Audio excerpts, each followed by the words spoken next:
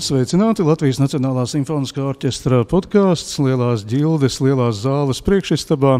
Mēs šoreiz esam divi. Mani sauc Orests Silabriedis, mans sarunbiedrs Aigars Norts. Labrīt! Labrīt! Mēs esam satikušies diezgan agrā, bet negaidīt skaistā novembra rītā, un es uzreiz vēlos sākt ar izziņu. Pirmās trīs lietas, kas nāk prātā, protams, tradicionāli, tā ir skriešana, džess un vīns, ja domā par Aigaru Nordu. Un skriešana, protams, Rīgas maratons, džess, Ņujorkas laiks un aizraušanās ar to. Un vīns, jā, sarunas kaut vai mūsu draudzīgo konkurentu Latvijas koncertu rīkotajā koncertu ciklā, bet gan jau ne tikai. Un, Aigar, vai ir iespējams kaut ko no visām šīm trim lietām pabīdīt priekšplānā? Vai varbūt vispār vēl kāda ceturtā un piektā, ar ko jūs sev uzreiz identificētu? Es domāju, ka nevajag baigi tur mēģināt cilvēkus salikt kaut kādās kastītēs, tur kaut ko liekot priekšplānā vai nē. Kaut kā tas man ir aizgājis, ka ir tā skriešana, ir tas vīns, ir tas džess vai mūzika kopumā. Un tad, man liekas, ka tā viņš arī kaut kā iet, jā, viss viņas tādā foršā rutīnas kā veidā ir aizgājuši. Tad kaut ko mainīt un priekšplānā likt droši vien, ka nē. Jā, bet viss ir tā kā droši vien, ka no malas liekas kaut kā diezgan neapvienojami vai neiespējami skriet un dzert, bet par cik es esmu profesionāls skrējis, ne profesionāls dzērājs. To visu var apvienot. Jā, ar to dzeršanu varētu saprast, džēzu varētu saprast, kā to dara, bet skriešana man vienmēr ir bijusi liela mīkla, kāpēc cilvēkam ir sevi jānogurdina un apzināti jātrends kaut kur, un tad man visi saka, nē, bet tu nevar iedomāties, kas tā ir pa baudu, kā es nonācāt līdz skriešanai. Kaut kā pārpratuma pēc, godīgi sakot, nebija tāda kaut kāda apzināta karjeras vēlme. Tagad izlasīju grāmatā, un kad skrieti labi un tā kaut kā. Jo savulaik, tad, kad es aizbraucu turēt uz Čikāgu, tad tas tur bija tāds tā kā liels šoks priekš manis jauna puika, kad visi kustās tur lieli mazi. Amerikā, par kuru mēs esam pieraduši domāt, ka cilvēki tikai sēž. Tieši, ka tā bija tāda lieta, ko es pamanīju, un praktiski mans istabas biedrs, grieķis, ungārs, pēc tautības, ja viņš bija tāds sajūtas, prātāks skrējējs, veiksim tāds. Un tad viņš man kaut kā arī tā ievilka iekšā, ka būs tu tas Čikāgas maratons, visiem jāskrien. Kāpēc ne jāpamēģina tā? Es tur pamēģināju tos 5 kilometrus, kaut kā tur nočubināju, lai gan skolā es biju atbrīvots no fiskultūras.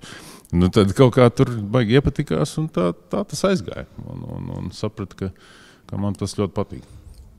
Bet tas skriešanas, tas īpašais noslēpums, par ko daudzi saka, ka tu noskrien, tu gandrīz nomokies, un tad nāk tā kaut kāda atklāsme, atblāzme, eifo. Jā, tas tiešām tā ir. Kaut kādā mērā es domāju, ka tas tā noteikti ir, jā. Un tā eiforija, man liekas, ka nāk tikai tad, ja tu to padari par tādu regulāru nodarbi. Un tad tu esi pieredzis pie viņas tik ļoti, ka tu nevari bez viņas. Viņš ir tāds tā kā, legāli narkotika, ja tā var teikt, ka viņš tev prasās. Un ja tu neesi pakustējies regulāri, un tas tāpat kā vīni gribās katru vakaru tomēr gribās atkorķēt kādu pudeli. Tieši tāpat tas skriešana, ka tev, ja tu neesi kādu laiku to padarījis, tad to kņodu, tad liekas kaut kas nav labi, tāds liekas so nervos un pats sev nepatīc vairāk. Tur ir, protams, zinātnieki varēs pateikt precīzi, kas tur ir tiem endorfīniem un tam līdzīgi notiek, bet ir kapitāla tāda sajūta pēc tam, kad tu esi izskrējies. Un ja to dara regulāri, tad man liekas, ar domu tādu, ka tu pēc tam nenokrīti pēc katra skrējiena, vai tev nav tur jāsauc polīgā kāds, tad man liekas, ka tur tā īpašā bauda īpaši atklājās kaut kā. Jā. Rīgas maratonu jūs pārņēmāt pirms, kāda 13 laikam gadi, jā, šobrīd, vai 14? 2007. Jā, 2007. Jā. Un es kādā intervijā lasīju, man ļoti patīk tas, ka cilvēki jūs mudināja domāt plaši. Kad mēs ar Indru Lūkinu un Andri Pogu sākām strādāt Nacionālajā simfoniskajā orķestrī, mēs arī vēlējāmies, lai kaut kas mainās un lai ar mūsu klātbūtni orķestrs iegūtu varbūt tādu jaunu vērienu. Varbūt jūs varat sīkāk pastāstīt par šo pieredzi. Kas tas ir, ka mēs kādreiz gribam iet tādu pussoli un baidāmies spērt varbūt vienu vai divus lielus? Jā, es domāju, ka latvieši pēc dabas kaut kādā ziņā varbūt ir kautrīgi kaut kur no sērijas, ko te esi. Bet no otras puses, tas Latvijas tirgus ir salīdzinoši varbūt tik mazs, ka viņš ir labs pašapziņas tādai pastiprināšanai. Tāpēc, ka, ja tu izdari kaut kādu 1, 2, 3 soļus baigi tā pareizi un tu visu izdari, tad jau tu automātiski uzreiz kaut kā kļūst par šis viens no vadošajiem Latvijā vai labākais Latvijā, labākais valstī. Ja tu esi pagājis soli priekšā tiem, kas neiet vispār. Kas nedara vispār tieši tā. Un attiecīgi tad man liekas pilnīgi loģiski, ka ka jebkuram būtu jāskatās plašāk. Skaidrs, ka nav māksla kļūt par labāko valstī, droši vien, ka ir māksla kļūt par labāko kaut kādā, vismaz reģionā vai kaut kā tur Baltijā vai cerēt kaut kā iekļūt kaut kādā augstākā līgā Eiropā vai tam līdzīgi. Tā kā man liekas, ka bieži vien cilvēki neapzinās, ka patiesībā pēc tam, kad tu esi sasniedzis kaut ko, ir izdarot vēl pāris mērķtiecīgas kaut kādas kustības, man liekas, ka tu vari jau nonākt jau nākamajā līgā.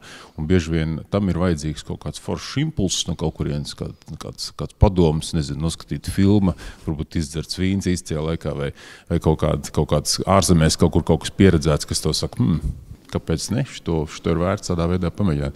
Un citreiz arī man liekas, ka ir vērts ienākt cilvēkiem no malas kaut kādā noteiktā jomā, lai viņi saskatītu, šito var darīt kaut kā savādāk. Jo, man pirms tam ar sportu, mēs sponsorēšanā darbojamies aktīvi sportu, bet, es pats neesmu bijis ne sporta dzīves veidotājs, ne tam līdzīgi. Tāpēc tu ienāc iekšā, saka, mēs varētu šito darīt tā, ja, pārdot savādāk, taisīt viņu lielāk. Ja. Mūzika arī, es domāju, Rīga Jūrmala festivāls, varbūt tas interesanti ar pastīties, kā viņš ienāc iekšā ar jauns, agresīvi, ar citu redzējumu, varbūt tas ir kaut kā savādāk, un arī uzreiz ir citi, tādi uzstādījumi. Tā kā jūsu gadījumā, es domāju, ka arī to svaigo vēsmu, man liekas, ka to ļoti labi jūt gan orķestrī, gan tas, kā jūs mēģināt pārdot viņu publikai, gan kustēties, man liekas, tas kompliments. Tā kā. Paldies, novērtēju. Jā, bet tomēr atgriežoties pie jums un skriešanas, kāpēc vispār šī ambīcija uzņemties Rīgas maratonu? Man laikam tas bija, es biju redzējis, cik lielā, kā var notikt viens tāds, kā Čikāgas maratons, Ņujorkas maratons, kas tas ir pa apjomu, kas tas ir pa milzīgi tādu ārvalstu turistu piesaistes tādu magnētu, kā tas spēj strādāt. Un man tas baigi fascinē, ka es ieraugu kaut kādas tādas lietas, tādas mehānismus, kas ir uzbūvēti. Un tu saproti, ka tajā laikā, arī pa Eiropu braukājot, Parīzē, Medokas maratonā skrējus, visur, kur tikai es nebiju, kad tu redzi, kad ir, tas ir vēl tāpat kā simfoniskais orķestris jābūt labam katrā savā tādā lielpilsētā, vienā megapolē. Tāpat jābūt arī tādam, Tad jābūt operai, nacionālajiem orķestrim, maratonam. Jā, tieši tā, Vīna festivālam. Visam tam. Bija skaidrs, ka tam ir jānotiek, un ka Rīgā tajā brīdī viņš bija panīcis, nevienam nepārmetot, bet tāds viņš bija. Un mēs nācām iekšā ar savu redzējumu, un tad attiecīgi sponsors piesaistīt, pārdot, jo tas ir tāda liela māksla. Un to mēs arī izdarījām. Jā, bet jautājums par tiem turistiem, kā maratons piesaista turistus? Acīm redzot, es neesmu mērķa auditorija, jo man maratons kādā citā pilsētā vienmēr kaitina ar to, ka es netiek pāri ielai tur, kur man jātiek. Un tas ir vienīgais, ar ko man saistās šādu pasākumu. Tas, kā viņi piesaista turismus, tieši tādā pašā veidā, kā klasiskās mūzikas festivāli, vai džeza festivāli piesaista tām vietām klasiskās mūzikas turistus, un tāda paša šlaka ir maratona turisti. Ja, tas klasiskās mūzikas turismus vai džeza turismus, un ir maratona turismus. Un praktiski ir skrējēji pilsoņi no visas Eiropas, no visas pasaules, kas kolekcionē šīs galvaspilsētas, kolekcionē pilsētas, un viņi braukā pa visu, viņi meklē kārtējo galvmērķi, viņi saka, kur es vēl neesmu izskrējis galvaspilsētu, kāpēc, lai tā nebūtu Rīga, tā, ja. Un tad tu redzi, ka tur pat ir augsts līmeņa maratons, brauksim uz Rīgas maratonu. Mums ir bijis, pagājušais gads, pirms Covid gads, kad ir kaut kādi 5000 ārvalstnieki, sabrauc tikai dalībnieki, 80 valstis, un tas ir jau nopietns apjoms. Tas ir droši vien, kad tāds lielākais kaut kāds sporta turisma, vai vispār viens no lielākajiem turisma notikumiem reģionā. Ja vēl tur statistiķi sarēķina, ka katrs no viņiem atvelk līdzi tur 1,2 līdzbraucējus, ja, partners, draugus un sievas bērnus. Jā, kas paliek viesnīcās, iet uz krogu. Tad tas ir tas, jā. Tad, tā, Eiropā, es domāju, ka tā ir tāda vesela joma, notikuma turisms, ja, kur cilvēki brauc uz kaut kādiem galamērķiem, lai izbaudītu kaut ko tur. Vienalga, vai tas būtu maratons, festivāls, tur kāpt pa kalniem, lai kas tas arī būtu. Ja, tur ir kaut kāda intriga, kas viņa tajā vietā papildus viņam, tur liek aizbraukt uz turieni. Ja. Kas nosaka maratona kvalitāti? Jā, es domāju, ka viņu var dalīt divās daļās. Viens ir viss tas olimpiskie standarti un Pasaules vieglatlētikas federācijas noteiktie ātrumi, kādos ir jāfinišē finišētājiem un kādas klases sportisti atbrauc uz turienu un piedalās. Un otrs, kas, manuprāt, pa īstam nosaka vienu tādu tautas maratonu, tas, cik lielā mērā paši iedzīvotāji cilvēki un tie paši turisti uz viņu pavalkās. Nu, tas ir tas, kas man liekas, jo tā ir tā īstā skriešanas būtība. Skaidrs, ka mēs vienmēr varam pastīties, ka kāds izskrien maratonu zem 2 stundām un aplaudēt un tam līdzīgi, bet tā sāls vienmēr ir bijis tajā, ka tu vari arī noskriet to reizē ar pasaules rekordistu tajā pašā trasē, tajā pašā laikā, tikai, protams, daudz lēnāk. Bet vienalga, tas bijis ar viņu uz vienu celiņu. Jā, un tas, kā pavalkās tieši tā vienkāršā tauta, tas man līdzies ir tas vislielākais kvalitātes radītājs. Un arī tas, ka man vienmēr, kas līdzies svarīgi, ir, ka tomēr tie nav tikai svētki kaut kādai saviņai skrējai, bet ka tam tomēr ir jābūt tādam pilsētnotikumam, ka viņš ir ar mūziku ielās, ar atbalstītājiem, ar līdzjutējiem, ar kapitālu mūziku startā, finišā. Ka tam tomēr tas nevar būt tāds, tagad te visi baigi aizmiegt tām acīm mauksim. Tomēr tam jābūt tādiem svētkiem, uzskatu, jo tas ir tas, kas valk viņā iekšā. Ja. Tāpat kā muzikā valk iekšā, arī kaut kādas vēl arī papildus lietas, kas tev netveramākas lietas, ne tikai pats varbūt tās orķestra kvalitāte vai kaut kas tam līdzīgs. Kā tiek izvēlēts maršruts? Tas ir piņķerīgs jautājums. Idejiski skaistas vietas, tā lai tu vari redzēt Rīgas kaut kādu, visas Rīgas puses, ja. Bet tā pašā laikā man tas ir viss jāsaskaņo, pieņemsim, ar satiksmes departamentu, ar visiem satiksmes maršrutiem, ar iedzīvotāju vēlmēm, jo mēs jau nevaram vienkārši tā pārņemt Rīgu pēkšņi. Ja. Bet pa gadiem ir izdevies tas, ka pilsētas vadība ir redzējusi to, ka brauc tie turisti, tas ir kļuvis kā Rīgas vizītkarte, un pa gadiem mēs esam kļuvuši vien centrālāk un nozīmīgāk. Ja kādreiz maratons gāja pa ārpus pilsētu, teiksim, Ķīšezers Bet taču arī nekāda vaina. Nebija nekāda vaina, bet tur bija tā problēma, ka ielas nav līdz galam norobežotas, jo, protams, turpina braukt mašīnas, līdzjūtēju vispār nav, un tu, teiksim, pilsēta pēc tā, kā tu speciāli atbraucis.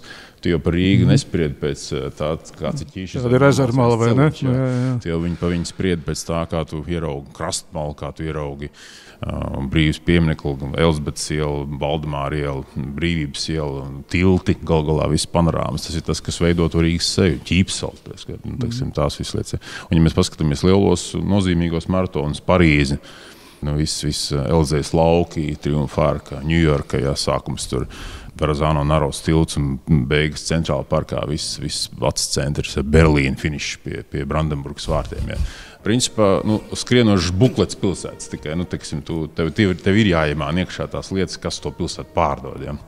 Skaidrs, ka es tagad sāku skatīties uz maratoniem, tomēr laikam ir pilnīgi citāts un ar lielāku cieņu. Nevis kā uz traucēkli, kurš neļauj nokļūt laikā tur, kur nepieciešams. Un tev kā mūzikas cienītājiem, es domāju, ka svarīga lieta, man liekas, vienmēr ir mūziku atskaņo maratonā, jo es domāju, nekas nav garlaicīgāks par Berlīnas maratona startu, pieņems, mēs tur bijis, nezinu, cik 10 reizes, bet viņiem atskaņo kaut kādu drausmīgi sintezētu tādu uzbudinošu mūziku, kas man liekas, mēs, piemēram, vienmēr liekam, normāli klasisko pēdējā gadā bija. Dārziņš ar savu melanholisko valsts, kas var likties varbūt... Melanholiskais valsts pavada maratonā? Startā. Tas ir kaut kas. Un pēc tam, kā kompliments, ir tas, ka tev kaut kādi japāņi vai raksta, viņa iepasts raksta, kas tā bija pa mūziku, ko jūs tur klausieties, kas bija startā. Un mēs rakstam, tas tāds būs komponists, tā un tā.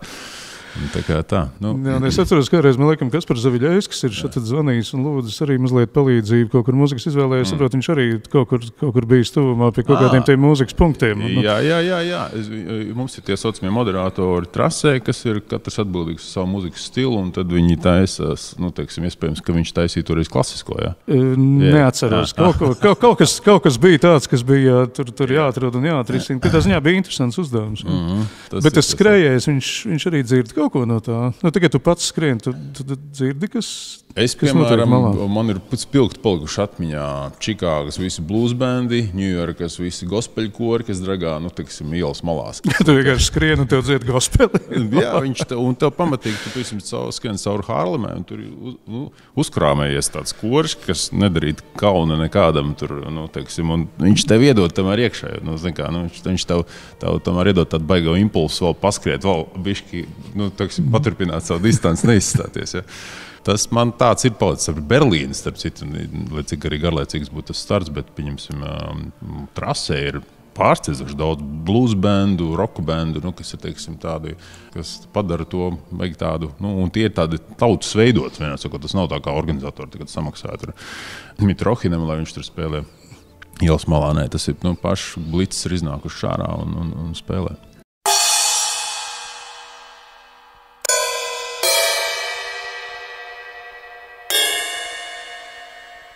Vai džeza mīlestība tevī dzīvo līdz ar Amerikas vizīti, vai tas ir kaut kas agrāks? Amerika noteikti to pastiprināja, jo, ka Amerika ir, galā. Amerika ir džeza kur tad vēl, ja ne tur, jā. Sevišķi Čikāga, Ņujorka, tās vietas, bet man noteikti dzīvo agrāk. Es domāju, man ir tas gadījums, kad ir pasniedzējis. Ja, teiksim, es Limbažos mācījos saksofonu spēlēt, un tad Agars Liepiņš bija tas, kas mani un Bračku arī, kurš arī saksofonu spēlē, pilnīgi noteikti ievilka džezā. Ja. Es atceros, kad mans skolas izlaiduma gabals bija Igrājam ne pjaķi, kāda grāmatās tajā laikā rakstīja. Tas ir Take Five, kas ir Paul Desmonda slavenais gabals. Pat ātri man neaptop, ka Igrājam ne pjaķi ir. Tas bija tāds, tajā laikā jau, viņu liekas pat nedrīkstēja saukt par Take Five. Viņš laikam tā. Pilnīgi iespējams, jā. Jā.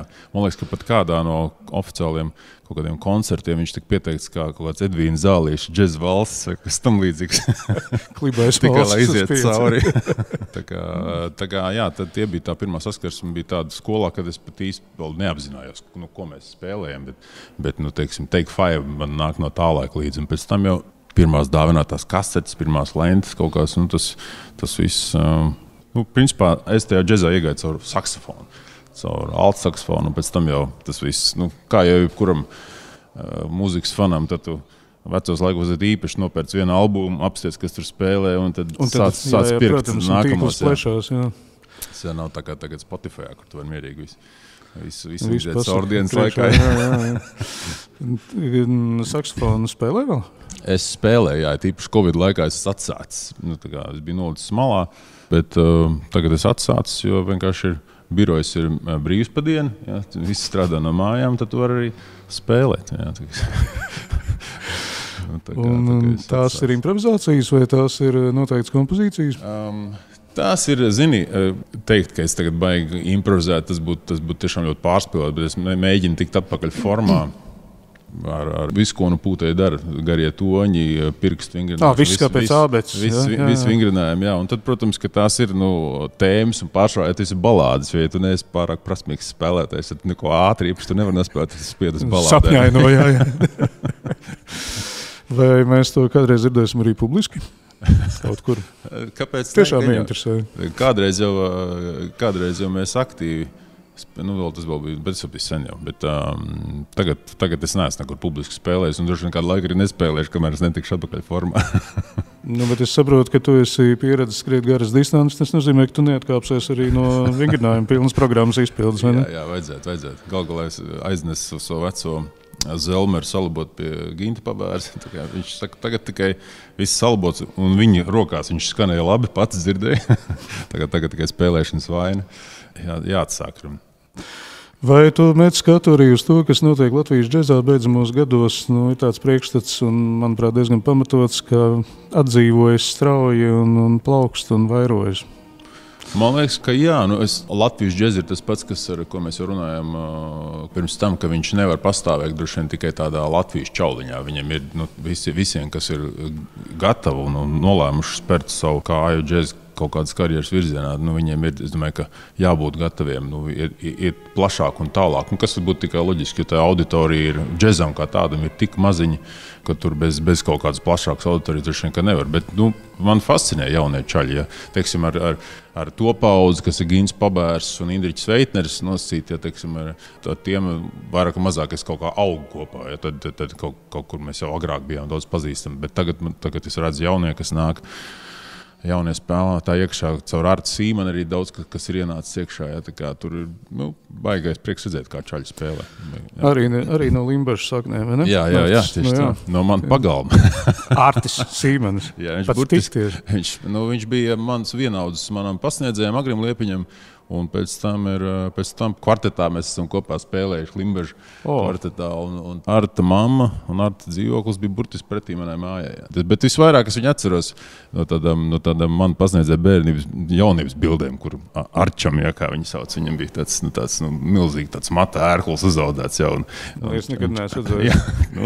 Palūdziņā vecās. Puskāpalūdz kērēs, jā. Vecās bildes, jā, tas ir kapitālākās bildes. Man liekas, ka viņam pat iesauga bija gruzīns vai kaut kas tam līdzīgs daļ tiem brīnišķīgiem kuplējiem matiem. Kur viņi ir tagad? Arti, piedod, ja tu šo klausies, jā. Gan nekas neizpaužams tas nebija.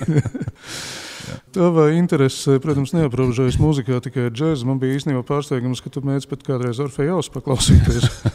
Bija tādi gadījumi, jā. Kā automašīnas formāti, jā. Ko tas cik daudz saka, jā, ka mašīnā braucot, tad... Jā, man liekas, ka Orfejaus, man kaut kā īpaši iespiedies atmiņā tas viens raidījums, nezinu, kāpēc Beethovena 4.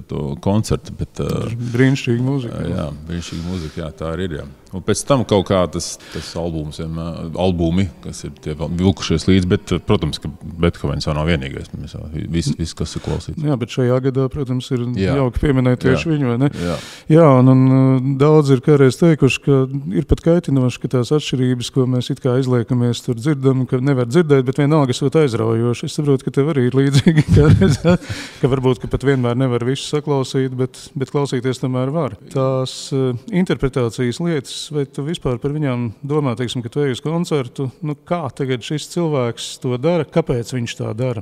Man paši tas, ļoti fascinē, kāpēc diriģentam ir, tieši šāda doma gaita, bet varbūt, ka citam klausītājiem sakal ir pilnīgi vienalga. Es domāju, ka tas, ko tu runā, tas noteikti ir saistīts ar to, tev noteikti jābūt ļoti labi sagatavotam klausītājiem, lai tu spētu gaidīt to vienu noti, tieši kā viņš viņu paņems, jā, vai kā viņš to astīt izspēlēs. Jā, kā viņš to astīt izspēlēs, jā, vai kā viņš to...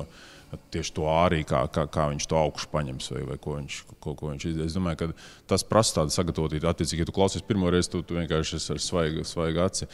Un godīgi sakot, lielākā bauda jau laikam ir, man arī personīgi bijusi tad, kad tu tomēr, kad tu esi izmalis to vai koncertu vai operu vai kaut ko tomēr diezgan cauri, un tad aizejot uz koncertu vai operu vienalga, kad tu dzirdi, šitas paņēma tā vai šitas paņēma kaut kā savādāk. Jā, tad ir tā interpretācijas lieta. Tā pilnīgi noteikti ir, jā. Un ja salīdzina, kas ar ko salīdzināt, bet vienalga drīzāk tā, ja vaicāšu, vai izvēlas dzīves koncerts vai mūzika ierakstā? Man noteikti, ka dzīves koncerts, es tā teikt, bet es teikšu godīgi, ka man patīk arī klausīties ierakstu. Es daudz labāk izvēlos, ja es zinu, ka ierakstā būs izpildījums, būs daudz labāks un kvalitāte būs daudz labāka. Es pat varu klausīties arī ierakstu, ja es zinu, ka būs slikts koncerts, teiksim, es varu arī mierīgi izlaist un neiet. Jā. Bet kaut kad iepriekšējiem raidījumiem es atceros ar Mārtiņu Vanagu, man liekas, jūs runājāt par to, kā klausīties ar aizvērtām acīm vai ar atvērtām acīm. Ja. Es noteikti esmu atvērta acis cienītājs, jo praktiski tas, ko tu redzi vēl uz koncertām, man liekas, tā arī tā īpašā. Tā lieta, ka tad jau ar aizvērtām es varu arī man mājās klausīties, uzlikt. Es skatīju baudīt arī to, kā cilvēki to dara. Kā to dara, jā, tu redzi tās mūziķa izteiksmes, diriģents, tos sviedrus vai kā tas pianists ir pārliecies tām klavierēm un ņemās. Un tāpēc man arī patīk sēdēt tuvu arī maksimāli. Arī džēza koncertos es gribu būt klāt, tā kā pie skatuves. Es negribu būt kaut kur tur tālumā un kaut kā ekrānā viņu redzēt. Es gribu, tas man liekas iedod tādu pilnīgi vēl citu pieredzi, manuprāt, daudz vēl jaudīgāk, tomēr redzēt dzīvē. Jā. Un arī, pieņemsim, arī daudzreiz varbūt tas nenāk par labi. Ja. Pieņemsim, es biju vīlies, visu cieņu lielajam meistaram Zubinam Metam, ja, bet, teiksim, viņš bija, manuprāt, ārkārtīgi sagurs, kad es viņu pagājušās kad redzējām. Tad arī tu redz arī tādu, tu redz arī tas ir ārkārtīgi dzīvi un skaists. Tu redz, ka meistro ir sagurs un viņam droši vien vajadzēja iet pensijā bišķi ātrāk. Ja. Bet es tā mēģinu iztēloties, varbūt tā ir nevis vilšanās, bet vienkārši dzīves sastāvdaļa. Jā, laikam tas būtu pareizāk to noformulēt. Jā. Tad tu tas arī ir daļa no tās pieredzes. Un ka varbūt arī tā. Bet blakus sēdētāji, cilvēki apkārt, es zinu, ka cilvēki, kuri man ir teikuši, ka viņi vienkārši nenāk, jo viņam nepatīk, ka kāds tur blakus knosās vai elpo vai acis mirkšķina pārāk skaļi. Klasika jau tur kāds kaut ko klepo vai tam līdzīgi, bet es nezinu, man tas tā īpaši nav nekad traucējis. Bet protams, ir snobi, kas ārprāts tagad šausmas, kāds tur sāk aplaudēt tur starp nepareizajām daļām. Atslāpsties. Šī augstprātība ir jādzen ārā. Jo džezā ir pilnīgi pretējs, ja tev patīk kaut kāds gājiens vai kaut kas tam līdzīgs. Viss uzreiz, teiksim, Čikāgas kaut kādā klubā. Ja tu dzirdi, kā čalis paņēma Kapitālu kaut kādu gājienu, tad uzreiz tu publiku uzreiz, tad ieaurojās, teiksim, ir aplaus pēc katra solā. Pilnīgi cita. Un es nezinu, kāpēc klasikā viss to nopietnām sajām. Gan jau kaut kas mainīsies. Gan jau, ka mainīsies, jā. Tā kā, tas nav ne labi, ne slikti, vienkārši. Un citreiz man arī tā, ka, teiksim, es atceros šeit zālē, šeit pat James Carters spēlē tenor saksofonu, ar Siemens organizē. Es pats toreiz viņu palīdzēju sakontaktēt to Carteru. Mēs sēžam zālē, un viņš dod tādas lietas, par kur Detroitā vienkārši zāli uzsprāgta augšā. Viņš tur taisa tos visus gājienus. Viņš ir no Detroitas, un tur es zinu, kāda tā atmosfēra tur būtu. Un mēs ar Bračku vienīgie tādi sēžam, un es jūtu, ir.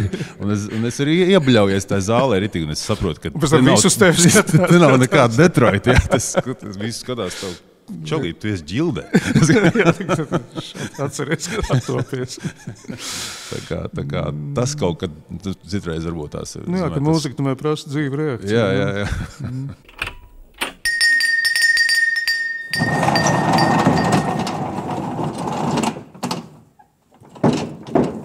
Un runājot par to trešo sadaļu, kurā atkal man jāsaka, es neko daudz no tā nesaprotu. Ja runā par dzērieniem, protams, vajag narts, tad vīns, bet vai tad tiešām tikai vīns? Tur ir šampanietis, vīns. Tas arī. Jā, viss. Par ko mēs runājam, man liekas, Spīķera koncerta zālē, kā reiz bija šampaniešu zupa vai par kas tas bija? Tas bija... Kaut ko mēs pat runājām toreiz nedaudz par vīnu un ēdienu precināšanu. Jā. Bet kas tur bija to šampaniešu zupu? Tas bija stāsts par to, ka šampanietis laikam ir vienīgais no vīniem, manuprāt, kur var kaut cik jēdzīgi piepārot klāt, ja pieprecināt zupai. Jo jebkurš vīns kombinācijā ar zupu liksies vienkārši ūdeņains, bet tieši tas, kas to šampaniešu tā tekstūru, tiem burbuļiem viņi padara. Teiksim tā, es arī nezertu šampanieti ar zupu.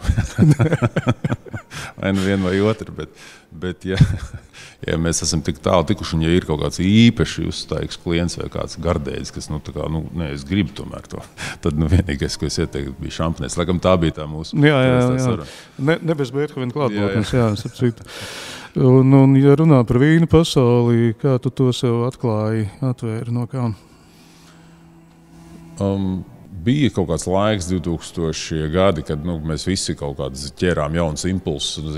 Viss kaut kas jauns nāca vēlās pāri Latvijai. Visi rietumu pasaules standarta produkti. Un vīns, laikam, bija viens no tiem. Kaut kā tu vienkārši lēnām sāc viņus provēt ar ļoti vienkāršiem vīniem. Mēs visi sākām ar Jacobs Creek Merlot un Jaunzēlandes Sauvignon Blanciem un tam līdzīgām lietām. Nekas nav pret šiem vīniem arī tagad, es vienkārši tā saku. Un tad priekš manis laikam arī interesants notikums bija tas viesošanās Medokas maratonā. Tas ir tas Bordeaux maratons, kur pie Bordeaux pilsētas Medokas pusē, kur tad cilvēki skrien cauri tām pašām visām slavenākajām vīnu pilīm, no Lafita līdz Mutonam un viss, kas ir viss tās. Un tad šajās pilīs viņas klasiskās mūzikas pavadībā cienā ar vīnu. Skrējēju? Skriešanas laikā? Skriešanas laikā, jā. Tas ir 42 kilometri. Man liekas, katrā 3. kilometrā ir vīns. Un to ar kaut kā sārtiem vaigiem un tādā ļoti pacelātā noskuņojumā tiec caur šiem 42 kilometriem. Lielākā daļa cilvēku arī šmaucās kaut kur caur vagām, tur mēģina noskriet īsāk to visu, bet jā, tas man bija tāds arī piedzīvojums, dēļ kā tu kaut kā priekš sevis es atklāju toreiz Bordeaux, un tas saprotu, tas jau nav arī pārāk sen, kas tas ir 14 gadus atpakaļ. priekš Sausaklē Bordo, un tad tu arī saredzi kaut kā. Tad, manuprāt, es pirmoreiz saredzēju, ka vīnam ir viss tas, kas kārtīgam, teiksim, nūģim interesē. Ja, tur ir ģeogrāfija, vēsture, tur visi tie vīna stāsti, tad tās visas garšas. Un, sakot, ja tu gribi izņemties un kaut ko pētīt, tas tāpat kā mūzikā vai kaut kur tad lūdzu. Tur tas viss tev ir tās vagas un vīna dārzi un augsnes un saules un leņķi un vīnoglāji un vīnogu šķirnes un viss tas un gadi un notikumi un klasifikācijas un baroni. Un viss, sakot, ja tu dziļāk brauc, vairāk saprot, ka neko nezinu par to. Un tad es tur tā īstas Bordo man tā pa īstam aizrāvu. Un tad tā interesi jau pēc tam jau tāpat kā ar jebkuru džez disku, tu sāc šķetināt un tāds notika. Tāds atkal droši vien, nezinu, kur vienkārši iesakņojas priekšstats, ka džess ar vīnu, diez vai ir pirmā asociācija, kas nāk prātā, drīzāk varbūt džess un kāds piesmats skotu viskijs, kas garšo drusku pēc gumijas zābakiem, bet... Lai tā būtu. Bet vīns tomēr dara arī džezam un džess vīnam, ja? Es domāju, ka dara, un tas tāpat ir tik subjektīvi. Man ir ļoti labs draugs un paziņa Maikls Šusters, viens tādiem vīnu pasaules korifejiem, bet ļoti diskrēts tāds grāmatas daudzas izdevis, un viņš ir milzīgs, ir klasiskās mūzikas fans. Un viņam savulaik palūdza Berry Brosnan Rood, kas ir tāda karalienes pagrabu nodrošina Anglijā jau, es nezinu, kopš kura gada. Viņa tā ģimene ir darbojas ļoti slavens vīnu veikals Londonas centrā. Jebkuram ieteikt aiziet pat vīna nemīlētājiem, vienkārši apstīties, kas nodrošina karalienes pagrabu jau cik gadus. Un tad... Piedošana, lūdzu, adresi neprasīsim, bet vēlreiz to... St. James iela, Berry Brosnan Rood veikaliņš, jā. Un viņš atrodās burtiski, puskilometru gājienā no karalienes pils, jā. Jo St. James ir paralēli Piccadilly iela, nevis paralēli, bet jā. Un tad Berry Brosnan Rood bija palūdzis Maiklam uztaisīt, zinot, ka viņš ir klasiskās mūzikas fans, pats arī mežžakdznieks ir aktīvs bijis. Visu dzīvi vācis, kolekcionējis mūziku, klausījies ļoti aktīvu mūziku. Viņš, tā kā viņš pārzina klasisko mūziku, es nezinu, kurš tāds. Bet tev ar viņu būtu ļoti interesanti saruna. Zorfejaus uzaicināt. Zorfejaus, jā. Tad viņam bija palūguši saprecināt vīnu ar mūziku, un vai tas vispār iespējams. Tur kaut kāda Šuberta dziesma, pieņems, tad tev, kas pa vīnu šeit vislabāk iet. Jā. Viņš bija centies, un bija pat salasījis veselu koncertu programmu, viņi tur bija gādājuši speciālu mūzikas iekārti, kā lai to visu aizvest, un atlasījis dažādas vīnu stilus pie dažādiem gabaliem, un bija pat ļoti veiksmīgi, tas viņas projekts viņam aizgājis. Bet beigās viņš, protams, vienalga teica, ka tas tāpat nonivelējās beigās līdz tavām individuālajām patikām vai nepatikām, jo tev var patikt tas gabals, tev var konkrētais skaņdarbs, tev var nepatikt konkrētais vīns, ja tas tāpat būs ļoti personiski katram cilvēkam. Tas tieši tas pats, kas ar ēdienu un vīnu precināšanu. Ja. Var būt kaut kāda ideāli objektīvā kombinācija, bet subjektīvi tev šodien kaut kā tas tanīns neiet pie dušas, piemēram. Ja. Tā kaut kā. Ja. Jā, bet varbūt, ka šādas idejas vienkārši ļauj pēc tam cilvēkam pašam vienkārši pasaka priekšā, ej un meklē, jo kādreiz cilvēks varbūt nevar iedomāties, kas viņam ir jāmeklē. Jā, tāpēc man atkal šāds paraugs liekas, nevis dari tā kā es, bet dari tā kā tu pats. Kā tu pats jūties, jā. Es domāju, ka beigās tas tā arī ir, jā. Cilvēki bieži vien ir pārāk daudz nobežījušies, vai tā ir pareizi, kā es tagad daru, vai būs ok, ka mēs noservēsim dumperiņonu pie šampanieša ārijas, es nezinu, taču pilnīgi vienalga, dzer prosecco. Kāpēc te? Bet laikam jau objektīvi pareizi būtu servēt to vai kaut ko tam līdzīgi. Tā. Varbūt, ka tad ir atkal tā, ka tev ir jāzina, ka tā ir pieņemts, bet ja tu to zini, tad tu atkal drīkst darīt tā, kā tu gribi. Jā, tas tā varētu būt. Lielākā improvizācija ir nedaudz ierobežotā brīvībā. Tā tad ļauties impulsam, meklēt pašam, spērt dažus soļus priekšā tiem, kas nespēr vai spēr tikai vienu. Tas, laikam, ir pamatmācības, ko mēs būsim guvuši no šīs dienas sarunas. Jā, paldies. Aigar, paldies. Paldies. Aigars Norts un Ares Silabriedze un savu podkāstā.